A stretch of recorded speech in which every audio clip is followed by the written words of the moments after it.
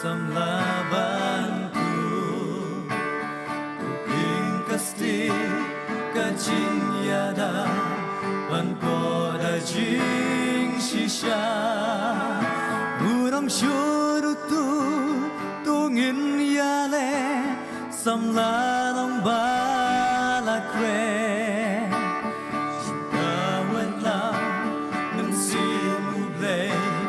Banjok ya kapute Samla tulong shu Apeng jing ya le Lenkor kabakya Nasyadir tute Syaprang tutur Hajing ya le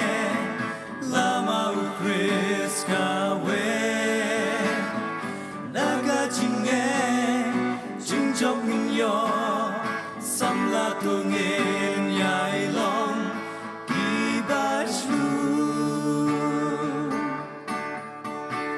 Yang joy samla Tuyeng mentah Yala karitu da Ilong jingshai Ya kalawe Ibala jotu te Kabalang jongi Rukaran kam Tuyeng kukun samla Naka jishlu Warong syakti Tubaya kadimta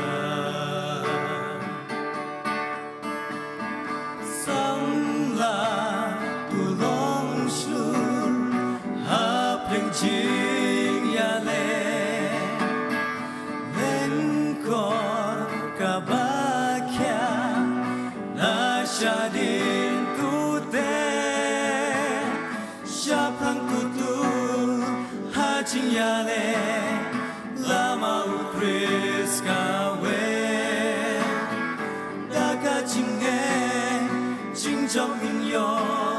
Samla tungin yai long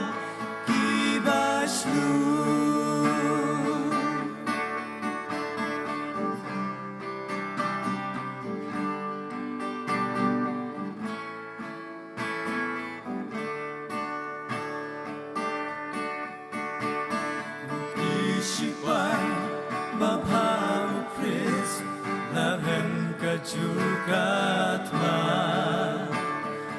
Ibaslu Syaprang inbe Kawe lai kalama Anda jing yale Nang nirawai Bainong yang iunai Akaying neng Basuk kenjai Ngin yo syong tai klemwai Samla tulong slu Hapeng jing ya le Lenkor kabakya Nasyadin tute Syaprang tutur Hajing ya le Lama ukris kawe Daga jinge Jingjok minyo Samla tungin yai long Kibajlu